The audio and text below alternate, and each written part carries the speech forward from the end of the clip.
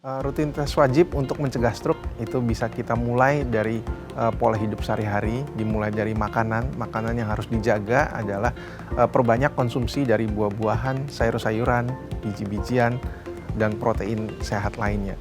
Yang perlu dihindari itu dari makanan, bisa saja hindari makanan-makanan yang terlalu manis atau mengandung pemanis, termasuk pemanis buatan, makanan yang tinggi dengan kolesterol, makanan yang tinggi garam, termasuk juga ya makan makanan seperti yogurt pemanis yang mengandung pemanis buatan, bukan plain yogurt. Di luar itu, selain pola makan, kita harus jaga pola aktivitas yang cukup, harus berolahraga yang cukup, dan juga harus beristirahat yang cukup, di mana tidur dibutuhkan 7 jam sehari. Lalu selain itu juga harus hindari juga aktivitas yang terlalu berlebihan, meskipun harus menjaga aktivitas yang cukup intens juga di waktunya. Hindarilah merokok, lalu jagalah juga untuk diri dengan cara memeriksakan ke dokter pada saat MCU untuk medical check up. Pemirsa, di dunia ini ada beberapa penyakit yang mungkin kita berpikir bahwa mortality rate dari penyakit-penyakit ini tuh luar biasa tinggi. Nah, salah satunya mungkin akan kita bahas hari ini adalah stroke. Nah, ini tuh satu penyakit yang ibarat kata itu ada periode emasnya ya, karena kalau nggak ditangani di periode emas itu bisa jadi fatal akibatnya. Nah, masalahnya itu banyak di masyarakat kita nggak ngerti gitu ya, bahwasanya nanti dia tunggu dulu gitu ya. Apalagi kalau kita bilangin kayak ini kayaknya masih level yang ringan gitu. Jadi kayak tunggu dulu nanti kira-kira bisa sembuh sendiri atau enggak. Padahal mungkin dalam rentang waktu itu periode emas yang benar-benar riskan banget gitu ya, harus segera dibawa ke fasilitas kesehatan terdekat, ditangani oleh tenaga medis gitu ya, sehingga tidak terjadi hal-hal yang semakin progresif perburukannya seperti itu. Nah, ini dia yang namanya stroke.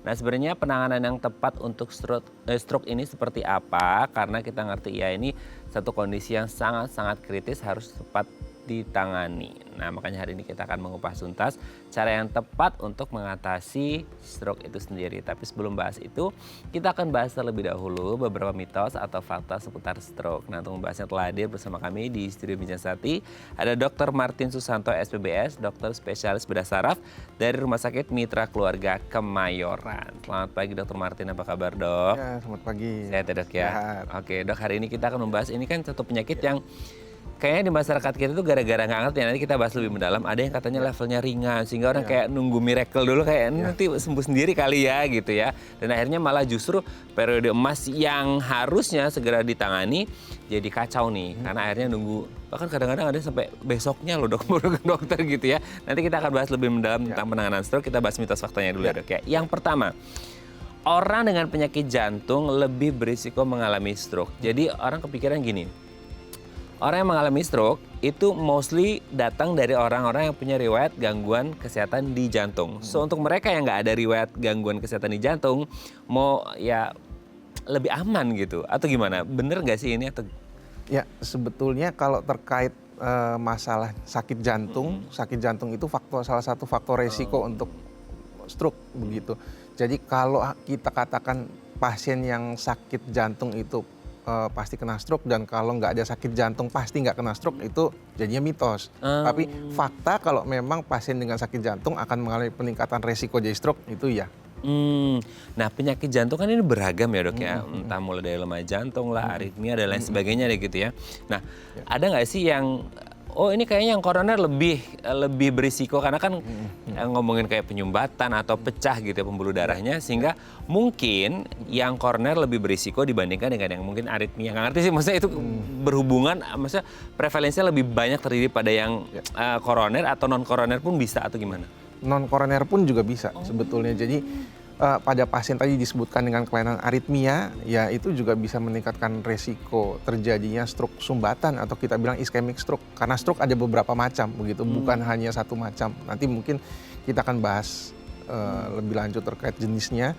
Tapi ya selain koroner, non koroner pun juga akan meningkatkan resiko terjadinya stroke. Dok, ngomong-ngomong tentang penyakit jantung ya, kita nggak ngomongin penyakit jantungnya, tapi ngomongin stroke-nya. Masalahnya itu belakangan ini, nggak tahu dulu ya, kalau sekarang kan mungkin karena ada media sosial, jadi di blow up-nya lebih masif, sehingga kita masyarakat lebih ngerti bahwa, ternyata case-nya banyak ya, orang-orang dengan penyakit Bukan, orang-orang bahkan muda yang sebelumnya mungkin nggak ada riwayat bahwa mereka itu ada rekam medis masalah di jantung, tiba-tiba punya penyakit jantung dan akhirnya berujung pada stroke. Sebenarnya orang yang berujung pada stroke ini, yang jantungnya ini bermasalahnya sudah lama atau nggak sih? Kan karena orang-orang tuh banyak yang nggak ngeh bahwa jantungnya itu bermasalah dan akhirnya berujung pada stroke gitu.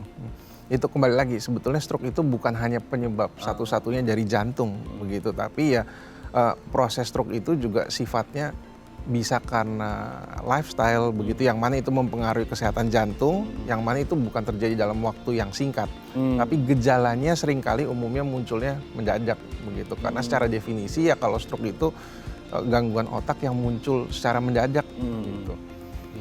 Dan kadang-kadang tuh orang-orang nggak ngeh ya dok ya, nggak notice ada sesuatu anomali di tubuhnya yang sebenarnya harusnya ditangkap sinyal gitu, tapi karena terlalu adaptif kali ya. Gitu ya.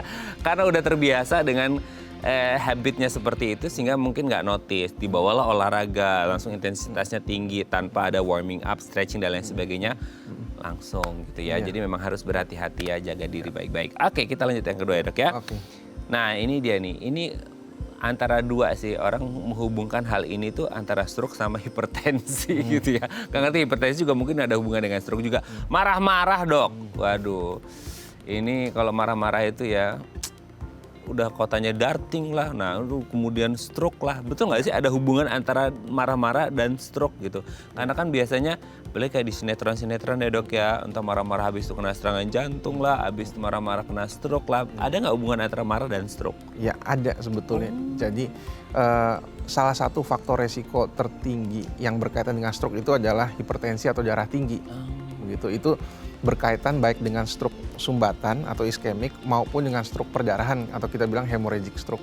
Nah, kalau kita sering marah, ya otomatis tekanan darah kita akan sering mengalami fluktuasi, sering gampang naik begitu. Jadi ya tentunya kalau sering marah ya resiko stroke bisa saja meningkat begitu. Tapi ya mungkin lebih berkaitannya karena peningkatan tekanan darahnya, bukan dari yang marah-marahnya secara langsung ya.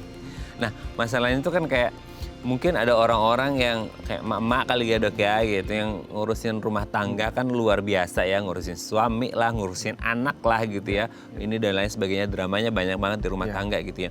Nah kalau setiap hari, hampir setiap hari dia melakukan itu, ibarat kata kayak lonjakan tensinya itu akan selalu meningkat kayak up and down gitu, sehingga akhirnya membuat ini jadi buruk dan berakhir pada stroke atau gimana? Iya, ya. Mungkin kalau terkait lonjakan tekanan darah nanti lebih lanjut bisa dengan dokter jantung, tapi sebetulnya tekanan darah kita itu nggak akan sepanjang hari itu flat rata. Kalau 120 aja sistoliknya itu nggak seperti itu, jadi akan ada up and down-nya. Cuma ketika kita ada aktivitas fisik atau ada stres fisik, emosional stres, itu akan meningkatkan fluktuasinya lebih jauh lagi. Nah, fluktuasi itu yang kalau terjadi terus-menerus ya akan meningkatin resiko stroke, dapat meningkatkan resiko stroke. Oke. Jadi dari sini kita belajar jangan suka marah-marah ya. Harus cooling. Harus lebih tenang. Harus lebih tenang, lebih mindful ya. Kalau suami ada apa, anak ada apa, tenang dulu gitu ya. Daripada ujungnya berabe kan. Jadi tenangin dulu bahwa nggak apa-apa, suami saya baik, anak-anak saya baik gitu ya dok ya. Nggak boleh marah-marah ya pemirsa ya. Apalagi habis hari Idul Fitri ya, bisa saling memaafkan kan, nggak boleh saling marah-marahan ya. Oke, kita lanjut yang ketiga dok. Stroke hanya menyerang gerakan fisik. Nah, kan selalu kita berpikir bahwa stroke itu selalu identik dengan gangguan mobilitas, gangguan pergerakan orang secara fisik, sehingga akhirnya aktivitas fisiknya terganggu. Apakah benar bahwa ya stroke itu ya gangguan gerakan fisik atau gimana? Nah, stroke itu secara definisi itu ada gangguan fungsi otak. Secara definisi gangguan fungsi otak artinya semua hal yang diatur oleh otak itu bisa saja mengalami gangguan, bukan cuman hanya fungsi dari motorik atau pergerakan, bisa juga memori, bisa juga terkait koordinasi gerakan, itu masuk juga, tapi bisa juga terkait gangguan fungsi bicara, itu juga bisa terganggu. Jadi tidak selalu hanya terbatas pada fungsi motorik atau pergerakan. Tapi ketika orang mengalami stroke itu sendiri kan memang yang paling terlihat kan motorik ya dok ya, karena kan yang mungkin secara visual yang terlihat sama orang kan, oh dia susah jalan, susah bergerak, susah dan lain sebagainya. Yang kelihatan banget itu mobilitasnya. Kalau kayak yang di dalam otak mungkin memori kan sesuatu yang invisible ya, yang tidak terlihat. Ketika terjadi komunikasi baru kita ngeh bahwa oh dia nggak ingat ini itu dan lain sebagainya. Atau dari bahasa juga kan kalau terjadi komunikasi, tapi secara visual langsung kan kelihatan yang dari motoriknya seperti itu. Tapi kalau kita ngomongin kan kayaknya banyak yang motoriknya kena, Dok. Maksudnya kayak bisa nggak sih orang ini hanya kena di motoriknya, yang non motoriknya dia nggak kena, atau bisa jadi kayak dia hanya di memori atau bahasa aja tapi motoriknya nggak keganggu?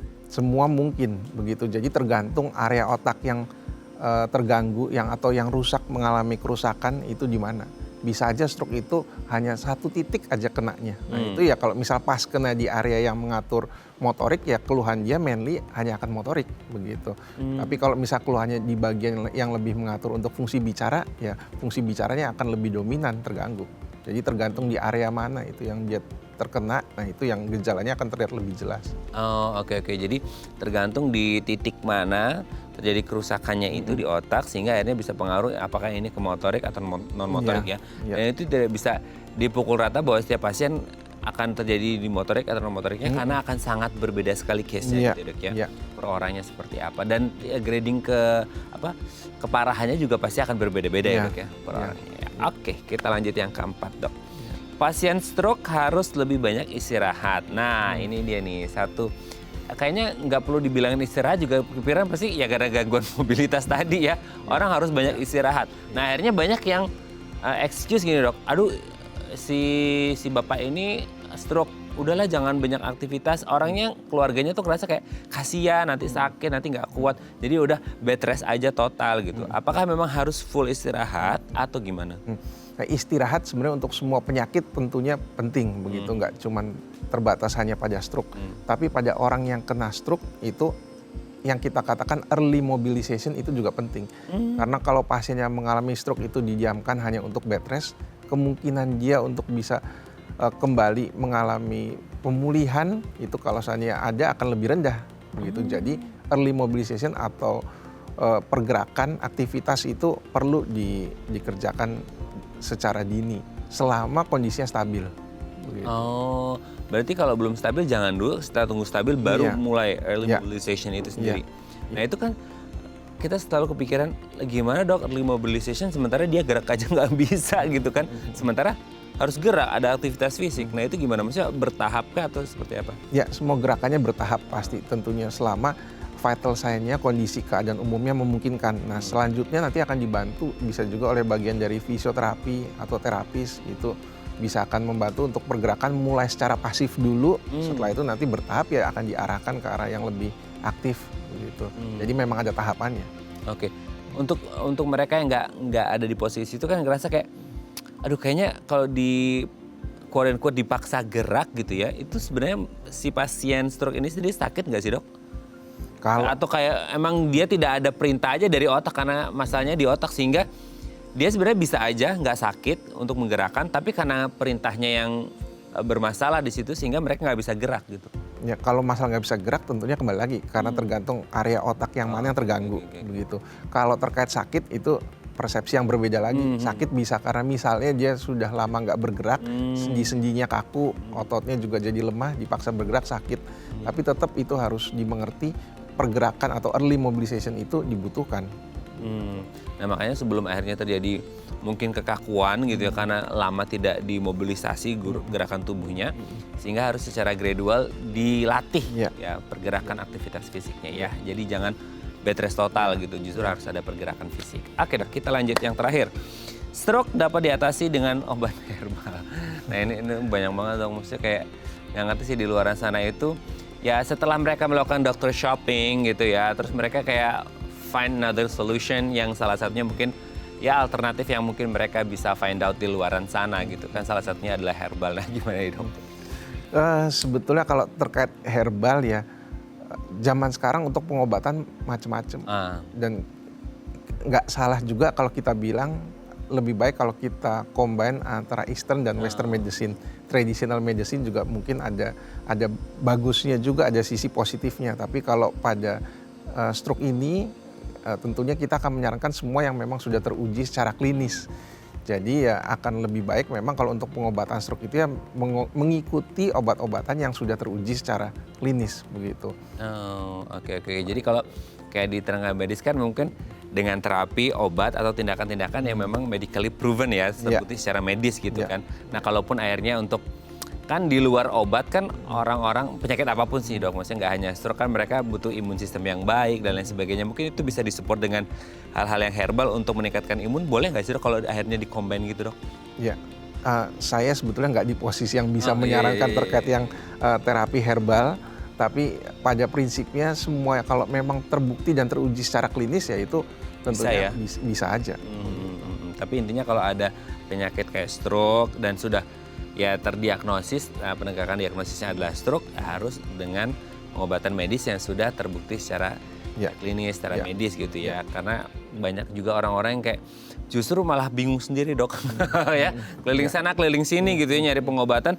Yang ini yang baru berapa lama berjalan, udah cari yang lain lagi, cari yang lain lagi. Justru harus fokus pada satu pengobatan sehingga akhirnya ketahuan nih optimal dari pengobatannya seperti apa gitu ya dok. Yang standar begitu yang penting. Standar ya, standar dengan medis sehingga akhirnya tahu nih nanti ada kemajuan atau progres apa di penyakit stroke-nya. Oke, thank you dok sudah terjawab mitos faktanya. Nanti kita lanjut ngomongin stroke lebih mendalam ya di segmen selanjutnya. Oke pemirsa, kami akan kembali saat lagi tetap bersama kami di Bincang Sehati.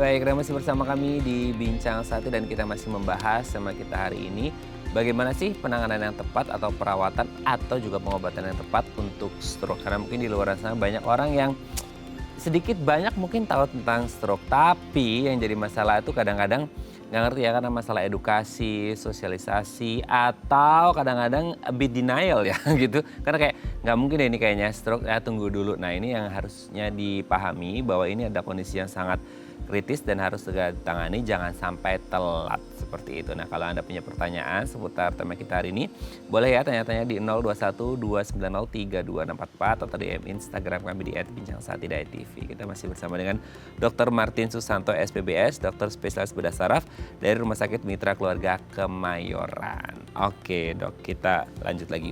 Tadi kan sedikit banyak kita sudah membahas seputar stroke di segmen mitos dan fakta. Tapi kalau lebih mendalam lagi dok, secara medis, stroke ini penyakit yang seperti apa sih? Kenapa jadi momok banget di masyarakat kita? Nggak ngerti nih, ini masuk top 3 penyakit yang paling mematikan di dunia atau enggak gitu ya. Karena orang kepikiran kalau udah stroke itu kayak the doomsday, kayak udah kayak the end of the day kan gitu, kayak udah desperado deh gitu. Karena katanya mortality rate-nya juga tinggi banget gitu ya, apalagi perawatannya juga yang harus panjang banget seumur hidup. Nah ini kan jadi momok di masyarakat kita. Secara medis ini penyakitnya seperti apa stroke? Ya, mungkin kita mulai dari definisinya dulu pertama kali. Secara definisi itu stroke itu sendiri adalah gangguan fungsi otak akibat adanya gangguan aliran darah otak. Penyebab gangguan aliran darahnya bisa dua macam umumnya, bisa karena sumbatan, bisa juga karena pecah pembuluh darah gitu. Ya jadi pada akhirnya ya semua fungsi otak, semua yang diatur oleh otak fungsinya bisa terganggu gitu. Kalau terkait top 3 ya itu memang top 3 begitu untuk yang menyebabkan salah satu mortalitas yang paling tinggi di dunia begitu. Tapi yang lebih perlu dimengerti dia penyebab morbiditas yang tinggi juga. Morbiditas dalam arti dia bisa menyebabkan kecacatan atau kelumpuhan kalau misalnya penanganannya tidak tepat ataupun ya penanganannya terlambat.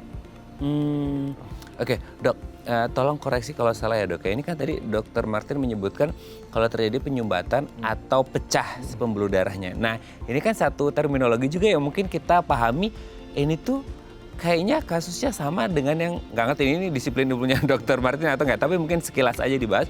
Oh itu juga kayaknya jantung juga bukankah ada pecah atau penyumbatan juga sama-sama di pembuluh darahnya. Berarti ini hanya beda tempat aja terjadi penyumbatan atau pecahnya atau gimana? Ya sebetulnya ya mirip juga dengan jantung karena ya otak dengan jantung memang berkaitan secara langsung begitu. Karena jantung itu memompa darah ke seluruh tubuh termasuk otak. Otak ya termasuk salah satu yang mendapatkan suplai darah utama dari jantung. Nah terkait kedekatannya itu ya memang sama juga dengan jantung. Lebih banyak pada stroke itu yang mengalami sumbatan atau kita bilang ischemic stroke yang baru sisanya itu perdarahan atau karena kita bilang pecah pembuluh darah otak.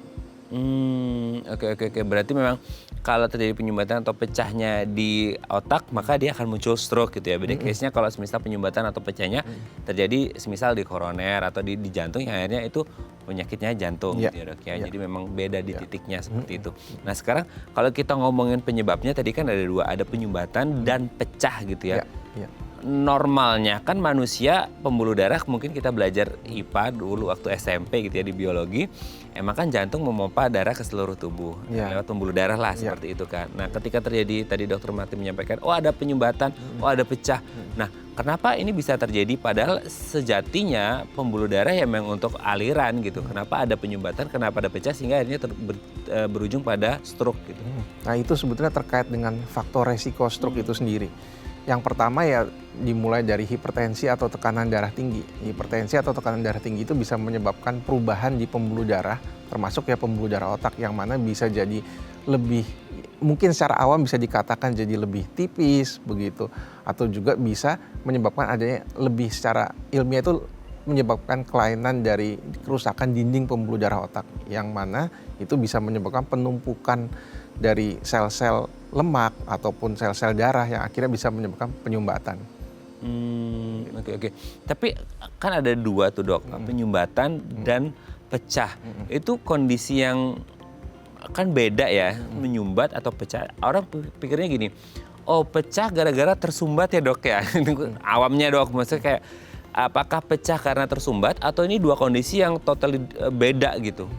Itu dua kondisi yang berbeda tapi bisa muncul di waktu yang bersamaan. Waduh. Jadi pada pasien yang mengalami sumbatan atau perdarahan bisa juga mengalami hal sebaliknya begitu. Cuman ya kembali lagi pada intinya apa yang bisa menyebabkan tersumbat ya semua hal yang meningkatkan resiko terjadinya penyumbatan, seperti misalnya ada dislipidemia kita bilang atau kelainan kolesterol atau lemak begitu. Itu bisa meningkatkan resiko terjadinya penyumbatan. Termasuk juga bisa menyebabkan peningkatan resiko perdarahan juga dengan ada masalah lemak, karena dia bisa mengganggu dari kualitas dinding pembuluh darah itu sendiri. Itu dari sisi lemak. Dari sisi masalah jantung tadi itu juga bisa menyebabkan resiko peningkatan stroke juga, bisa juga di luar itu kurang aktivitas begitu. Bisa juga ada masalah misalnya obesitas, itu bisa meningkatkan resiko stroke. Kira-kira begitu. Oke. Faktor risikonya banyak ya dok Banyak, ya. ya. Dalam artian kayak yang satu yang lumayan populer tadi dokter Martin juga sampaikan, kolesterol ya. Misilihnya, masalahnya adalah dok, di masyarakat kita banyak yang sudah kolesterol totalnya, let's say kayak 300 ke atas, itu mereka nggak ya feels nothing dok, gitu kayak nggak ngerasain apa-apa. Nah itu gimana dok? Maksudnya kayak iya berisiko tinggi banget, tapi orang nggak kerasa apa-apa di tubuhnya karena mostly kolesterol tinggi itu nggak memberikan sinyal atau alarm apa-apa ke tubuh atau gimana dong? Ya, memang itu kembali lagi ini proses yang kronik, bukannya proses yang mendadak. Jadi bukan hanya pada 1-2 kali saja mengalami peningkatan kolesterol terus langsung jadi stroke, juga enggak. Stroke itu pun juga bergejala ketika dia memang udah tersumbat ataupun pecah. Jadi sebelum dia pecah atau sebelum dia kesumbat, gejalanya juga nggak akan muncul begitu. Jadi ya tentunya yang kita perlu usahakan itu lebih baik kita mencegah daripada mengobati. Itu yang lebih diutamakan. Jadi kalau kita bisa cegah, ya kenapa enggak begitu ya. Jadinya dijaga salah satunya dari kolesterol tadi. Nah itu dia, memang harus dijaga baik-baik ya dok ya. Jangan sampai kolesterol tinggi gara-gara mungkin ini habis karena lebaran dok makan enak. Makan enaknya kebablasan ya. Jangan sampai berlebihan ya dok ya. Oke, nanti kita lanjut lagi ya dok ya di segmen selanjutnya ya. Oke pemirsa, kami akan kembali saat lagi tetap bersama kami di Bincang Sehati.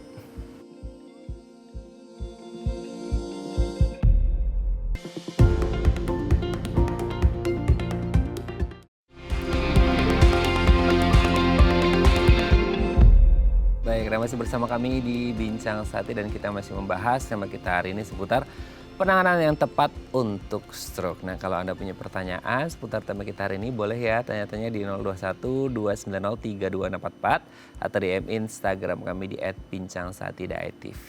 Kita masih bersama dengan Dr. Martin Susanto SPBS, dokter spesialis bedah saraf dari Rumah Sakit Mitra Keluarga Kemayoran. Oke dok, kita lanjut lagi. Tadi sudah ngomongin seputar apa-apa saja faktor risiko gitu ya, apalagi kolesterol gitu. Kolesterol ya karena tadi ya sudah disebutkan bahwa ya ada mungkin kelainan di tubuhnya sehingga ini produksi kolesterolnya lumayan tinggi, meskipun kayak nggak melulu ini greedy nih orang makannya banyak, nggak harus selalu dari situ ya dok. Kayak mungkin ada faktor-faktor risiko yang lain. Tapi kayak di luar kolesterol, kayak orang-orang obesitas, tadi juga dokter Martin sampaikan. Nah orang-orang obesitas ini kan sekarang sudah masuk kategori penyakit justru obesitas ya. Tidak hanya secara fisik aja looknya seperti ini, tapi sudah masuk kategori penyakit. Nah kenapa orang yang obesitas itu risiko? Apakah karena ada penumpukan lemak atau karena kondisi seperti apa sehingga orang-orang dengan obesitas rentan mengalami stroke? Ya, kalau yang terkait obesitas tentunya kenapa orang bisa obesitas? Iya. Itu yang perlu dilihat. Itu berkaitan juga kurang aktivitas, bisa juga dari pola makannya, mungkin tinggi gula, manisnya banyak, ataupun kolesterol, tinggi garam, semua itu jadi berpengaruh begitu. Tapi pada intinya kenapa akhirnya berkaitan dengan stroke itu adalah bisa menyebabkan kelainan atau kerusakan dinding pembuluh darah yang mana jadinya menyebabkan pembuluh darahnya rentan pecah atau pembuluh darahnya jadi terbentuk adanya luka sehingga dia gampang terjadi gumpalan atau sumbatan di tempat yang luka tadi itu. Akhirnya mengarah ke stroke sumbatan. Orang mungkin kepikirnya obesitas berarti kayak sorry ya ini bukan body shaming atau apa, cuman kayak obesitas karena kan tertutup lemak sehingga mungkin pembuluh darahnya dia terhimpit, itu bisa jadi juga nggak dok? Itu lebih mungkin nggak terkait secara langsung begitu. Terkait yang secara langsungnya itu tadi pada orang yang dengan obesitas ada peningkatan resiko terjadinya kerusakan dinding pembuluh darah yang akhirnya meningkatkan resiko terjadinya stroke. Oke. Apalagi sekarang kalau kita ngomongin kayak faktor risiko orang obesitas, terus tadi disebutkan juga dengan lifestyle yang lumayan nggak well organized ya, maksudnya aktivitas fisik kurang, terus pola makan nggak dijaga, pola istirahat, dan akhirnya ya sedenter banget gitu loh, kayak ya kaum rebahan jadinya gitu ya. Itu juga faktor risiko yang sangat tinggi ya dok. Sementara kayak anak-anak muda sekarang banyak yang melakukan itu, apakah yang muda juga bisa berisiko? Karena kan kayak kita lihat yang muda kan masih bagus pembuluh darahnya dan lain sebagainya. Tetap berisiko juga atau enggak? Iya, tetap beresiko. Sebetulnya stroke itu mungkin beberapa belas tahun lalu atau beberapa puluh tahun lalu lebih sering kena di orang tua, tapi sekarang ini bisa juga kena ke orang yang lebih muda tentunya, yaitu terkait dengan pola hidup atau lifestyle-nya. Kurang tidur pun juga bisa meningkatkan resiko loh untuk terjadinya stroke. Jadi semua yang kurang ataupun yang berlebih juga tentunya nggak bagus. Jadi kalau yang secara standar yang kita tahu itu tidur yang cukup itu antara 7 sampai 8 jam. Kalau kurang dari 6 jam atau lebih dari 9 jam dikatakan resiko stroke itu bisa meningkat. Gitu. Tapi kembali lagi itu bukan terjadi dalam satu kali periode, itu tentunya akumulasi yang mana akhirnya ya terkumpul secara lama dan baru ningkatin resiko stroke. Nah ini juga harus jadi catatan ya, terutama mungkin untuk orang-orang di kota besar ya, di mana sangat commuting gitu ya, dan sehari paling tidur 3-4 jam aja, karena kita tahu bahwa sehektik itu kegiatan, tapi jangan sampai durasi tidur juga kurang ya dok ya. Karena kita ngerti mungkin ada yang workaholic banget dok di rumah, nyiapin presentasi pagi-pagi subuh harus berangkat lagi gitu ya. Ini tetap harus work life balance-nya harus baik ya, karena ini juga kesehatan mental juga iya, kesehatan fisik juga pastinya berpengaruh seperti itu.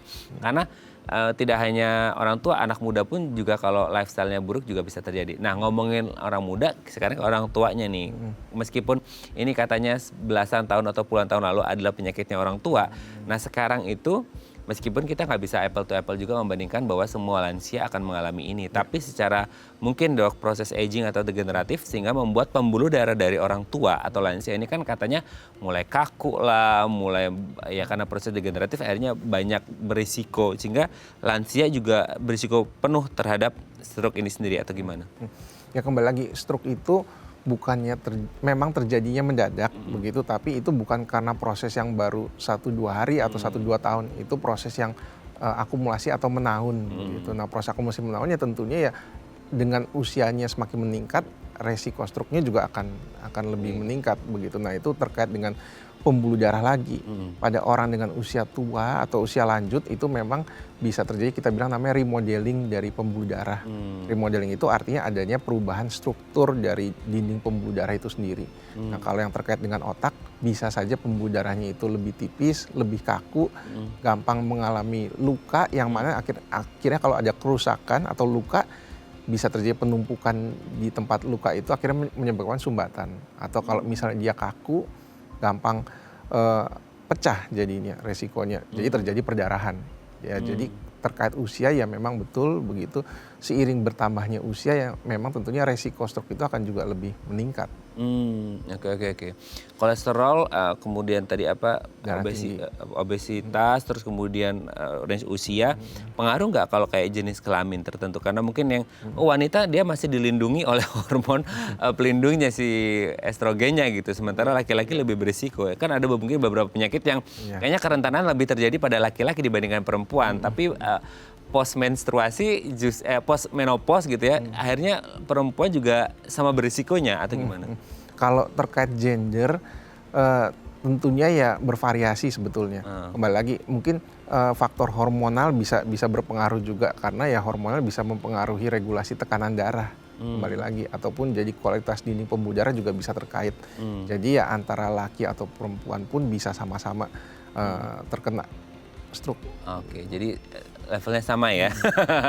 Sama satu lagi dok, sebelum kita ngomongin ke selanjutnya. Ini tuh sekarang kan prevalensi dari penyakit yang satu ini, tadi dokter sudah sempat mention sih, gara-gara lifestyle atau yang jadi intake-nya kita agak berantakan nih ya, makan yang manis dan lain sebagainya. Ini kan beberapa sindrom metabolik yang sering terjadi adalah tadi ngomongin hipertensi, terus kemudian diabetes. Nah, komorbiditas ini tuh berpengaruh besar nggak? Hingga akhirnya kayak, wah ini hati-hati nih, komorbidnya udah ada, sehingga kerentanan terjadi stroke juga bisa meningkat tinggi. Ya itu tadi memang darah tinggi, kencing manis, kolesterol, kurang aktivitas, obesitas, sakit jantung, itu ya faktor resiko terjadinya peningkatan stroke. Merokok begitu itu juga bisa meningkatkan resiko stroke juga. Jadi ya kaitannya ya hal-hal tadi itu memang faktor resiko yang bisa menyebabkan peningkatan resiko stroke di kemudian hari. Oke. Jadi sedari muda harus dijaga ya dok ya. Jangan nunggu nanti sehat-sehatnya ketika sudah pensiun. Dari muda investasikan kesehatan Anda supaya nggak mengalami stroke di usia tua nanti. Pokoknya dari muda sampai tua tetap sehat terus ya dok. Oke dok, nanti kita lanjut lagi ya di segmen selanjutnya ya. Oke pemirsa, kami akan kembali saat lagi kita bersama kami di Bincang Sehati.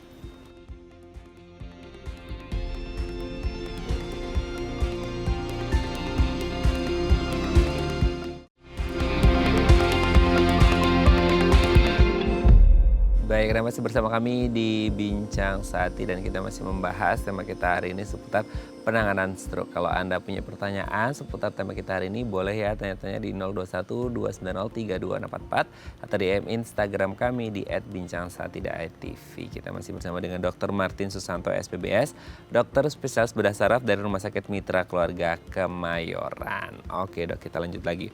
Kalau tadi sudah disebutkan faktor-faktor risikonya. Nah, ini tuh karena sifatnya progresif dan bukan dalam waktu yang singkat, panjang perjalanannya, banyak orang itu nggak ngeh ada tanda-tanda di tubuhnya bahwa dia akan menuju ke stroke. Dan yang lebih parahnya di masyarakat kita banyak terjadi di lapangan tuh, orang lagi aktivitas biasa, lagi ngapain tiba-tiba langsung plek secepat itu. Jadi orang nggak ngerasain, emang nggak ada gejala klinisnya ya dok ya, sehingga kayak ada warningnya, alarmnya bahwa oh siap-siap nih kayaknya menuju. Kalau ibarat kata orang penyakit kayak demam pas segala macam kan badan mungkin agak mulai greges-greges gitu. Oh kerasa nih bakal demam dan lain sebagainya. Tapi kalau untuk kayak stroke ini sendiri sebenarnya tubuh udah ngasih alarm, sinyal atau gimana sih dok? Atau ya udah tanpa ada sama sekali silent banget sehingga akhirnya langsung akut aja gitu atau gimana? Ya, kalau terkait yang serangan pada stroke itu sendiri itu memang sifatnya biasanya mendadak. Jadi memang munculnya itu ya dalam hitungan detik atau dalam hitungan menit begitu. Kita memang baru muncul gejala itu sendiri pada saat pembuluh darah otaknya tersumbat atau pembuluh darah otaknya pecah. Sebelum itu gejala biasanya nggak ada. Makanya jadi kembali lagi secara definisi itu gangguan fungsi otak yang kita bilang sifatnya terjadi secara rapid atau secara cepat atau mendadak. Makanya cuman tapi prosesnya dia bisa sampai ke sana itu ya bisa dari karena faktor resiko tadi yang memang udah lama. Tapi itu bisa aja nggak nggak memberikan gejala yang jelas. Umumnya seperti itu, tapi pada kasus yang jarang bisa aja orang mengalami yang kita bilang sering itu stroke ringan atau mini stroke begitu. Sebetulnya itu mini stroke itu yang kita lebih kenal sebagai istilahnya TIA, Transient Ischemic Attack. Jadi bisa saja muncul gejala dari stroke, misalnya kelemahan dari motorik atau gangguan pergerakan, gangguan bicara, atau misalnya gangguan keseimbangan, gangguan penglihatan. Itu yang munculnya mendadak dan munculnya dalam waktu singkat. Misalnya itu gejala muncul dalam waktu mungkin hanya 1-2 menit atau 5 menit, setelah itu membaik dengan sendirinya. Nah itu harusnya jadi warning, bisa jadi warning buat kita.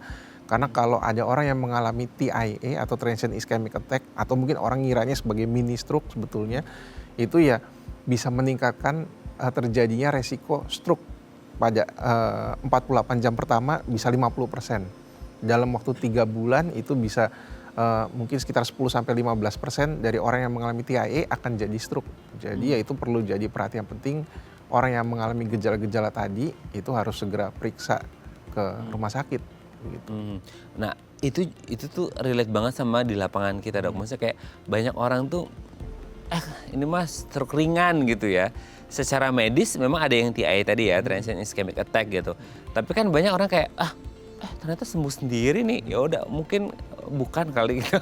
Nggak ngerti ya, bukan atau denial orangnya gitu. Sehingga akhirnya ya udah terjadi pembiaran. Justru kalau ada TIA itu sendiri berkemungkinan dalam beberapa waktu ke depan itu sebenarnya tanda bahwa ada something wrong nih, harus segera diperiksakan seperti itu. Berarti istilah mini stroke atau stroke ringan itu sebenarnya ada gitu ya, Dok ya. Tapi bukan berarti kayak stroke ringan ya udah habis itu get recovered dan udah selesai masalahnya, tapi harus benar-benar perhatian bahwa bisa jadi yang lebih buruk akan terjadi ke depannya, makanya harus segera diperiksakan gitu, Dok. Oke, sebelum lanjut ini ada DM Instagram, Dok, saya bacakan ya. Ini dari Ibu Donna.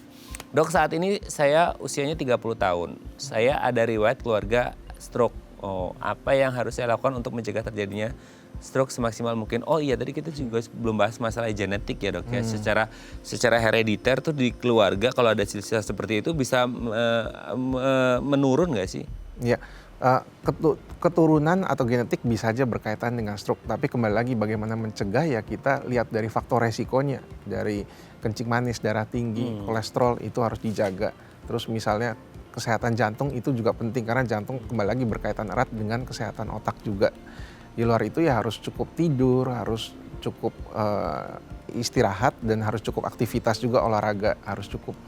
Mungkin itu yang perlu bisa untuk menjaga atau mencegah itu terjadinya stroke. Di luar itu ya kalau memang ada dua keluarga ataupun ada anggota keluarga dekat, saudara kandung ataupun orang tua yang mengalami stroke, ya nggak ada salahnya juga memeriksakan diri ke dokter. Mungkin periksanya bukan cuma nanti hanya dari faktor resiko tadi, bisa juga lebih lanjut diperiksa dengan menggunakan radiologi, bisa dengan MRI begitu contohnya, ataupun dengan MRA untuk melihat pembuluh darah, kualitas pembuluh darah otak itu seperti apa. Oke. Nah ini kan bagi mereka yang sudah ada riwayat di keluarganya, kan memang benar-benar harus preventif dari awal, karena memang udah tahu bahwa di keluarganya ada, meskipun kayak nggak bisa dipukul rata bahwa ini ada keluarga dengan silsilah stroke, pasti anak-anaknya, cucunya pasti akan stroke juga. Tetap harus pola hidup juga dijaga. Dan bukan juga jumawa ketika keluarganya nggak ada yang stroke, jadi semena-mena gitu ya. Tapi kalau ada yang seperti ini di sisa keluarganya, apalagi di lingkaran terdekat kayak bapak ibu atau saudara kandung itu ada stroke, kayak perlu lebih intens gak sih, Dok? Let's say kayak mungkin MCU-nya lebih ditingkatkan gitu ya. Karena kan MCU sekarang kan nunggu hidayah, Dok. Atau nunggu ada gejala dulu baru periksa kan seperti itu, atau kayak pola hidupnya dan lain sebagainya itu lebih intens lagi atau enggak? Ya tentunya harus lebih jadi perhatian, lebih jadi concern begitu kalau memang ada keluarga yang anggota keluarga yang ngalamin stroke, karena ya kembali lagi dari faktor resikonya itu bisa juga dialami oleh si orang tadi itu. Jadi ya tetap perlu dijaga, harus lebih intens juga, harus lebih aware begitu. Oke. Jadi memang kalau punya silsilah di keluarganya ada seperti itu ya harus lebih intens lagi ya, lebih konsekuensinya gitu ya. Karena kan memang ya ada silsilah plus Anda juga harus merawat diri Anda sendiri. Tapi tidak jumawa juga bagi mereka yang keluarganya nggak ada riwayat ya. Semoga ini bisa menjawab pertanyaan Bu Dona. Tapi gini dok, kalau kita ngomongin seputar stroke itu sendiri gitu ya. Kalau ada kayak case-nya Bu Dona atau nggak ada case sama sekali di hari ini tercerahkan gara-gara Dr. Martin bilang seperti ini bahwa kita harus sadar diri dengan keadaan kita gitu. Pemeriksaan apa sih dok? Misalnya kayak, dok saya di keluarga saya nggak ada riwayat apa-apa silsilah stroke, tapi saya sadar diri bahwa lifestyle saya itu agak mess up gitu, agak berantakan gitu. Sebenarnya bisa nggak sih dengan MCU standar atau ada yang lebih ketika kita ngomongin saya pingin cek dok apakah saya ada risiko stroke atau nggak ke depannya. Karena kan nggak ngerti kondisi pembuluh darah kita itu ada penyumbatan kah atau risiko terjadi pecah kah, kan nggak ada yang ngerti karena itu sifatnya sangat akut sekali mendadak gitu atau gimana? Ya, kembali lagi yang diperiksa itu terutama faktor resikonya. Jadi kadar gula darah gimana, kadar kolesterolnya gimana, gimana kondisi jantungnya itu perlu dievaluasi. Yang mana bisa aja itu masuk dalam MCU tadi begitu. Terus di luar itu tadi ya kita bisa lakukan pemeriksaan seperti MRI atau MRA otak, meskipun ini nggak direkomendasikan untuk selalu rutin dikerjakan di setiap saat begitu, tapi ya itu jadi salah satu opsi yang bisa diperiksakan begitu untuk pasien-pasien yang memang kita tahu ada keluarganya yang memang mengalami stroke, bekas mengalami stroke ataupun dianya sendiri punya faktor resiko yang tinggi tadi. Berarti memang harus dilihat dari faktor risikonya ya. Misal dia ada diabetes atau kencing manis ya berarti oh ini kayaknya gulanya sudah melampau tinggi nih, terlampau tinggi gitu sehingga mungkin harus dikontrol atau hipertensi tekanan darahnya harus dikontrol seperti itu dok. Maksudnya kayak sehingga ini dari faktor resikonya yang harus dikontrol karena kita nggak bisa tahu bahwa ini nanti terjadi penyumbatan atau pecah gitu dok. Ya betul. Oh oke. Jadi kalau memang Anda, kadang-kadang orang justru nggak ngerti dok, dia punya diabetes gitu, dia punya hipertensi justru nggak paham, sehingga akhirnya ketika melakukan MCU baru tahu nih ternyata gulanya tinggi, kolesterolnya tinggi, atau tensinya juga tinggi, sehingga akhirnya oh dari situ mulai paham nih bahwa oh harus dijaga gulanya, harus dijaga tensinya dan lain sebagainya. Oke dok, nanti kita lanjut lagi ya di segmen terakhir ya. Oke pemirsa, kami akan kembali saat lagi, tetap bersama kami di Bincang Saat.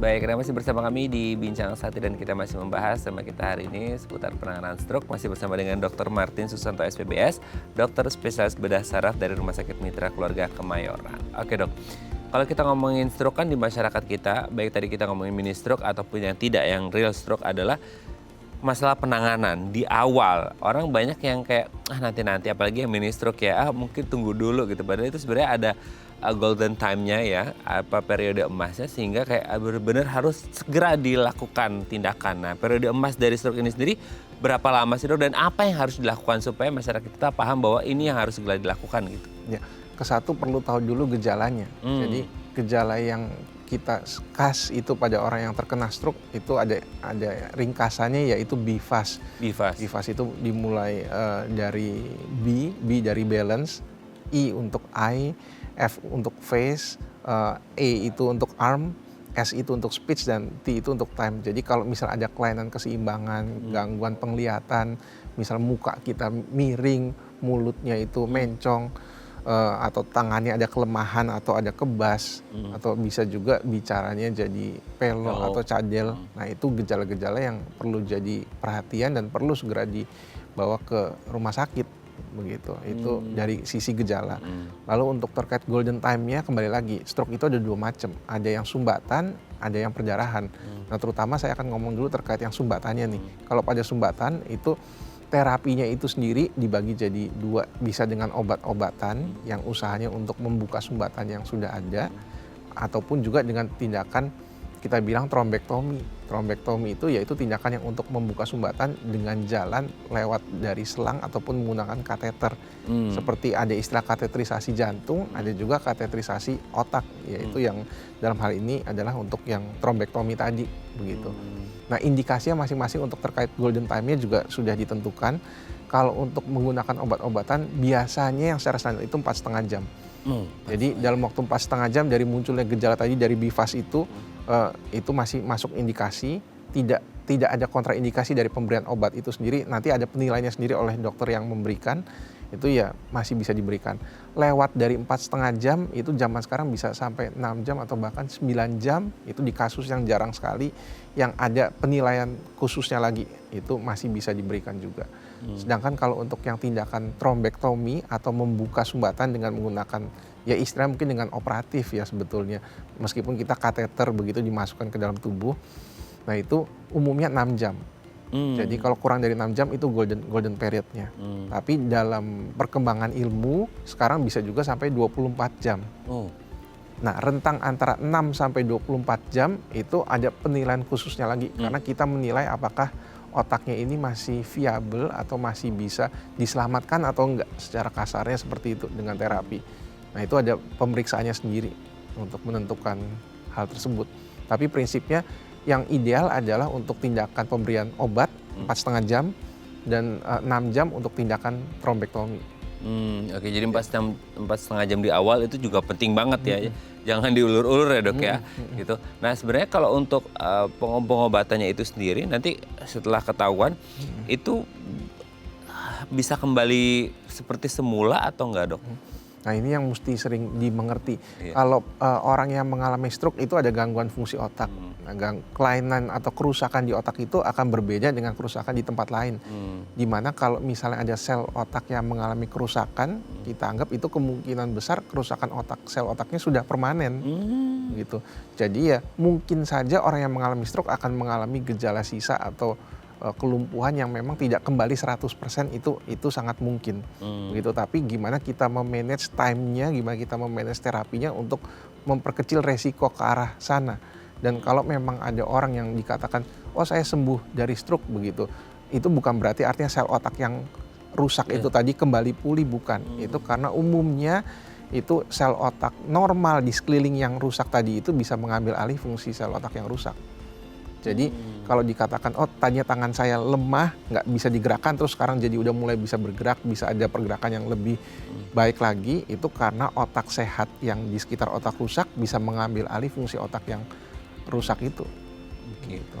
Berarti untuk yang motorik maupun non motorik, terutama kayak motorik perlu kayak rehab medik dan lainnya atau gimana dok? Ya itu rehab medik memang sangat dibutuhkan, makanya tadi di awal kita katakan early mobilization itu sangat penting begitu terkait pada pemulihan pasien yang mengalami stroke ini.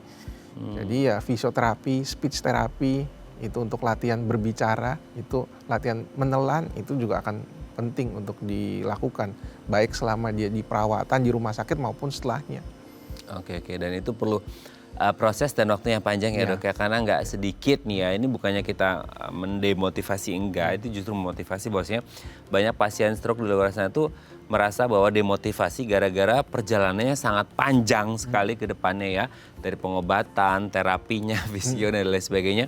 Itu perlu proses, karena kalau kita ngomongin saraf ya mungkin ada yang reversible, tapi ya takes time dan takes effort gitu ya, dan itu harus benar-benar sabar, benar-benar disiplin supaya hasilnya juga baik, dan juga mentalnya juga harus dijaga dengan baik, karena kadang-kadang juga banyak yang mentalnya lumayan terdistract gitu ya gara-gara masalah stroke itu sendiri. Oke, terima kasih Dr. Martin, hari kita banyak membahas dan ilmunya banyak nih seputar stroke dan penanganannya seperti apa. Terima kasih dok, sehat terus.